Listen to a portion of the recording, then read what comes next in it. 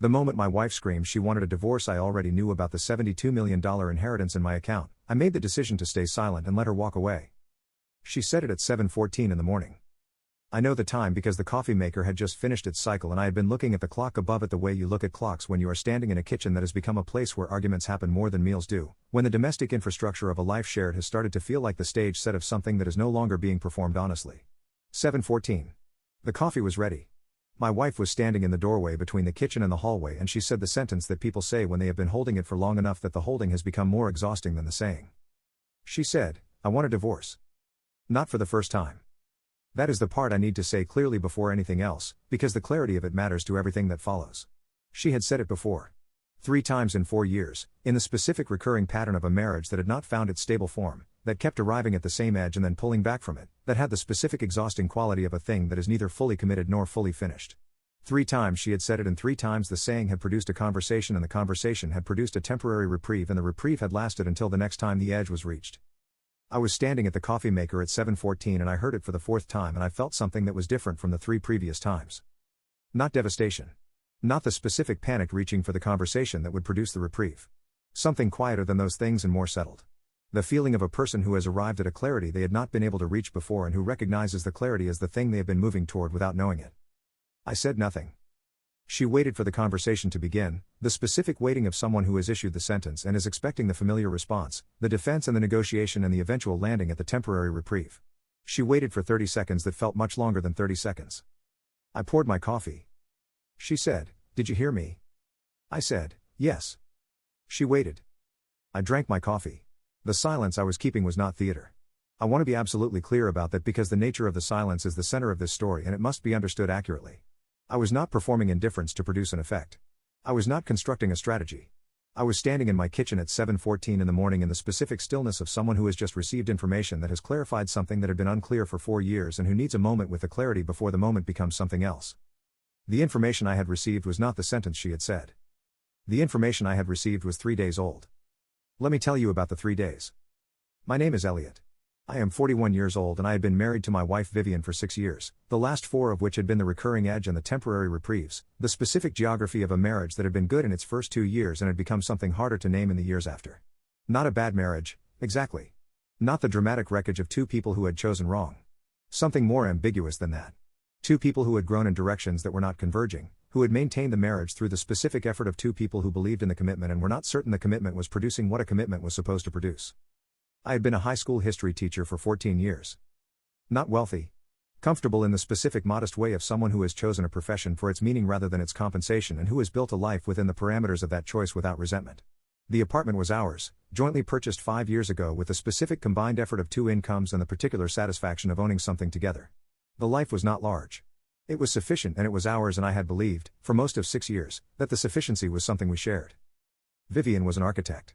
Her income was larger than mine and had always been larger than mine, and this had been, in the explicit language of our conversations, never an issue. In the implicit language of our marriage, I had come to understand, it had perhaps been more present than the explicit language acknowledged. The 3 days.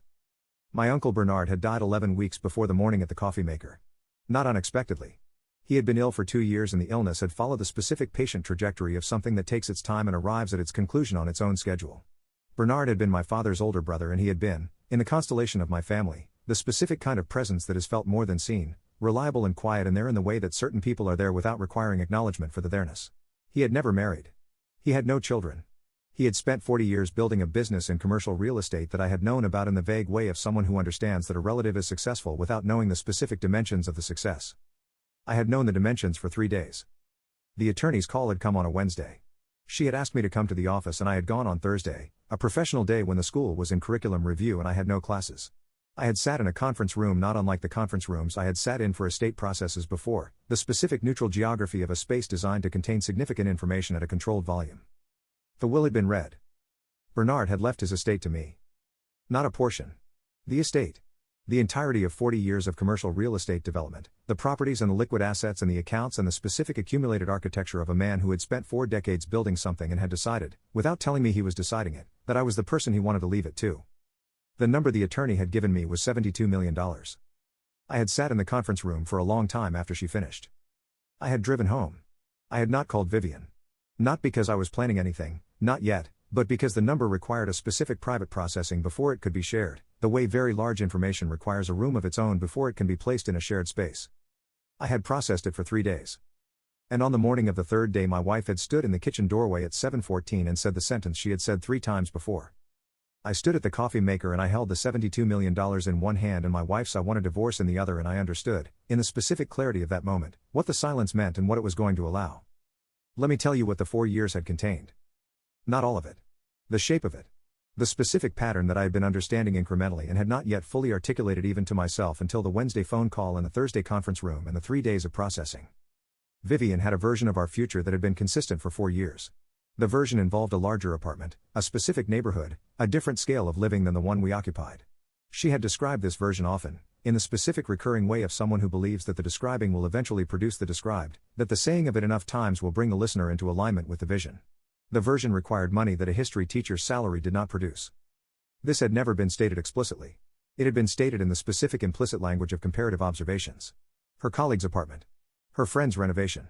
The neighborhood she drove through and described. The restaurant she had read about and mentioned and not suggested because the suggesting would produce the specific conversation about whether it was practical. I had heard the implicit language for 4 years. I had heard it and I had continued to be a history teacher because history was what I had chosen and the choosing had been genuine, and I had not been willing to exchange the genuine thing for the version of our future that required something different. Vivian had a sister named Coral whose husband had inherited money 4 years ago. Coral and her husband lived in the version of the future Vivian described. This had also never been stated explicitly. I stood at the coffee maker. I drank my coffee. She said, "So that is it. You are not even going to try." I said, "I think this is probably right." She looked at me with the expression of someone who had said the sentence 4 times and had never received this particular response and did not know what to do with it. I said, "I am going to give you whatever you need. We can do this without difficulty if you want to do it without difficulty." She said, "You are serious?" I said, "Yes." She said, "What happened to you?" I said, "Nothing. I have been thinking clearly for 3 days." She looked at me for a long time. Then she went to the bedroom and I heard the sounds of a person who had arrived at the outcome they had been moving toward and was not certain what to do now that the moving had arrived. I called my friend Theodore from work. Theodore had known me for 20 years and was the person I called when I needed to say something true to someone who would tell me what they actually thought. I told him about the will. About the 72 million. About the coffee maker and 7:14 and the 4th time. He was quiet for a long moment. "You did not tell her," he said. "No," I said. "Before or after?" he said. "Neither," I said. "Not yet." "Are you going to?" he said. "Yes," I said. "Through the attorneys. When the process requires disclosure." He was quiet again. "She does not know," he said. "No," I said. "And you let her say it," he said. "She has been saying it," I said. 4 times. This time I believed her. "Because of the money," he said. I thought about that carefully. The honest version. "Not because of the money," I said. "The money gave me 3 days of clarity. The clarity showed me something I had been not quite seeing for 4 years. The money did not change what is true. It let me see what was already true." "What is already true?" he said. "That we have been describing 2 different futures for 4 years, I said. "And I have been hoping the descriptions would converge and they have not converged and they are not going to converge." "And the money," he said. "The money is mine," I said. "It was mine before she said it this morning and it will be mine after. What it showed me is what her version of our future has always required and what I have never been able to provide and what she has been waiting for me to provide while I have been teaching history." Theodore was quiet for a moment. "You think she would stay," he said, "if she knew?" I looked out the window of my classroom at the empty desks. "I think she might," I said. "And," he said. "And I would spend the rest of my life not knowing," I said. The sentence landed in the call with the specific weight of a thing that had been true for a long time and had just been said out loud for the first time. "Not knowing what she stayed for," Theodore said. "Yes," I said. He exhaled slowly. "That is the reason," he said. "Not punishment. Not strategy. That, I said. "All right," he said. "Is it?" I said. "It is the most honest thing you have said to me in 4 years," he said. "So yes. It is." I went home that evening to an apartment that had already begun its transformation into a space in transition, the specific early stage of a shared life beginning to separate, Vivian's things acquiring the quality of objects being assessed for their portability. She was in the second bedroom that had served as her office and the door was not closed but not open, the specific ambiguous middle position of a door in a space that is negotiating its new terms. I made dinner for one. I had not done that in 6 years. It was quieter than I expected. Not in a bad way. In the specific quiet of a house that is becoming what it actually is rather than what it has been trying to be. The attorneys were Vivienne's idea. Not the divorce itself, the attorneys, the specific professional infrastructure of a process she had apparently thought about more recently than the fourth time suggested, which told me the fourth time had not been the impulsive escalation of an argument but the deliberate arrival at a decision that had been forming with more intention than the previous three. She had a name. She gave it to me 2 days after the coffee maker. I found my own, a woman named Margaret who had been recommended by Theodore's brother-in-law and who had the specific focused quality of someone who understood that estate disclosure in divorce proceedings was not a simple matter and who asked me the relevant questions in the first meeting with the precision of someone who had been here before. "When did you receive notification of the inheritance?" she said. 3 days before she said she wanted the divorce, I said. Margaret looked at me. "You had received notification of a $72 million inheritance 3 days before your wife initiated divorce proceedings," she said. "Yes," I said. "And you did not disclose it to her in those 3 days," she said. "No," I said. "Why not?" she said. I told her what I had told Theodore. The 4 times. The 3 days of clarity.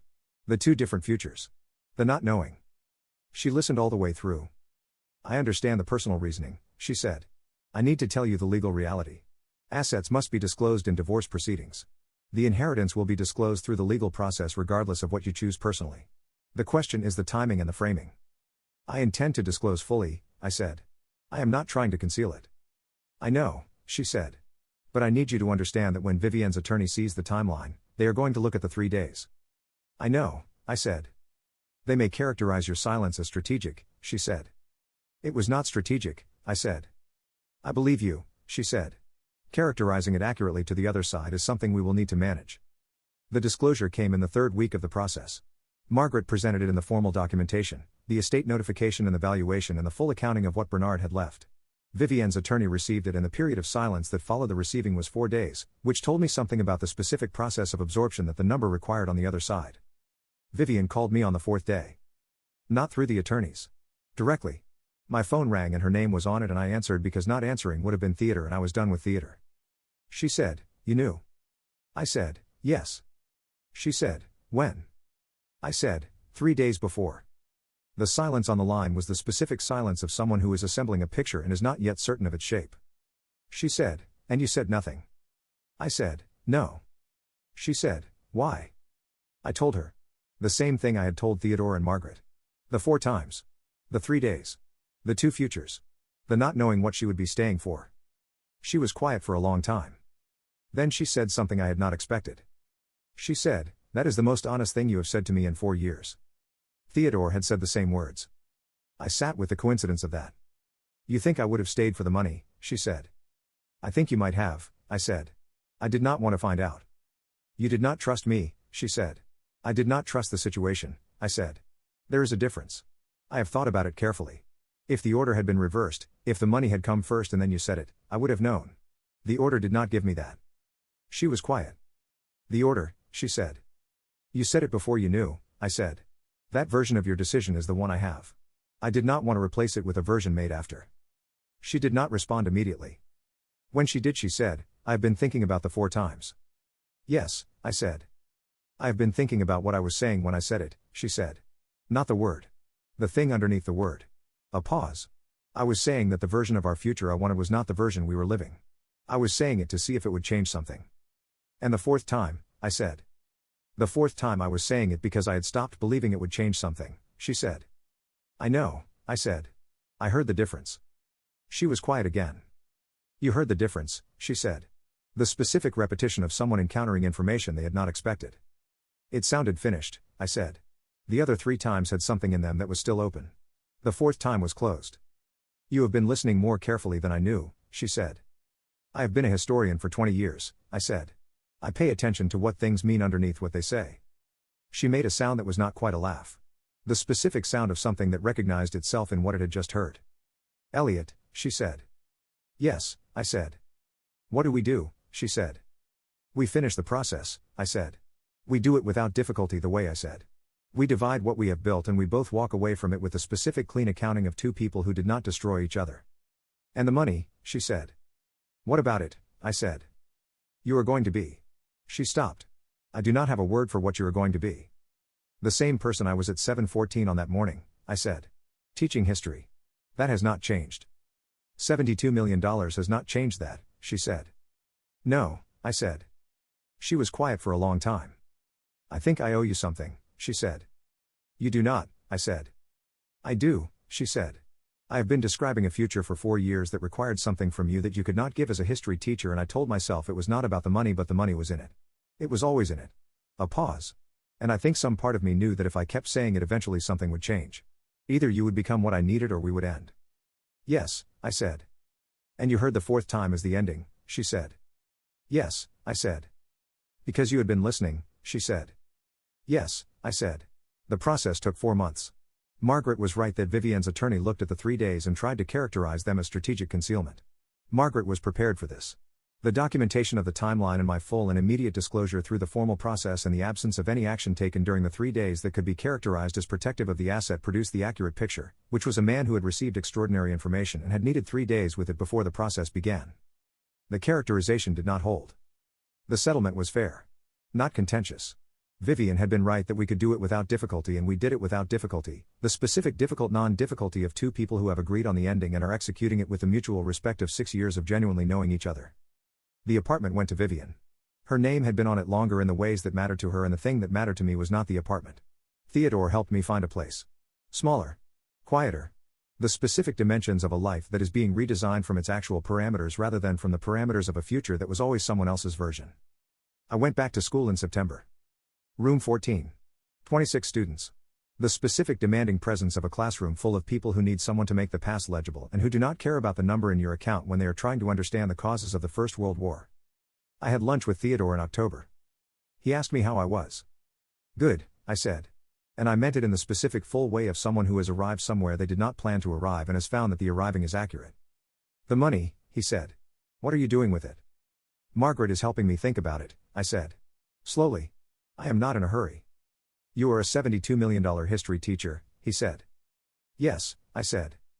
Is that strange, he said. I thought about it honestly. The history teacher part is the same, I said. That is the part that matters. The rest is a resource. I am figuring out what to do with a resource. What are you thinking, he said. A foundation, eventually, I said. Bernard built something real and I want to do something real with it. Not immediately. But that is the direction. Bernard would have liked that, he said. I think he knew I would, I said. I think that is why he left it. Vivian and I have spoken twice since the settlement. Once about a practical matter involving a shared account that needed closing. Once, 3 months ago, about nothing specific, a call that had the quality of 2 people checking that the other is all right and finding that the other is.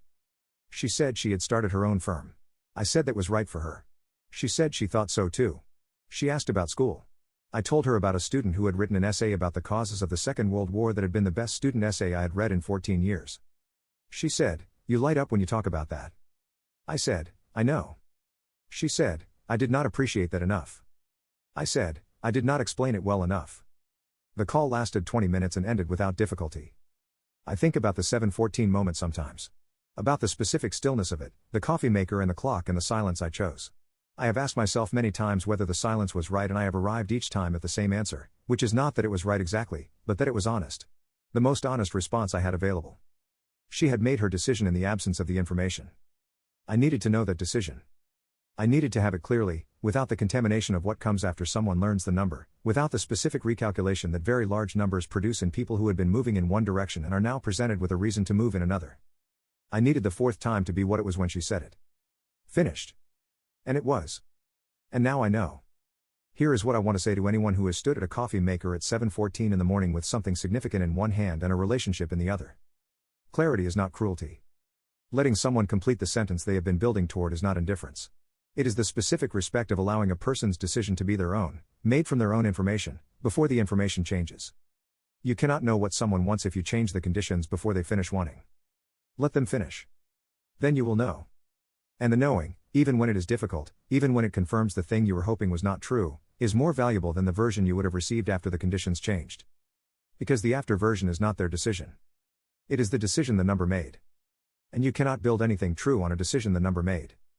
You can only build on what was decided before it. On the fourth time. On the finished sound of it. On the specific clarity of 7:14 in the morning when the coffee was ready and the thing that had been unclear for 4 years became clear. That clarity was not the money. The money was never the clarity. The clarity was knowing. Finally. Just knowing. That is worth more than 72 million. Every single time.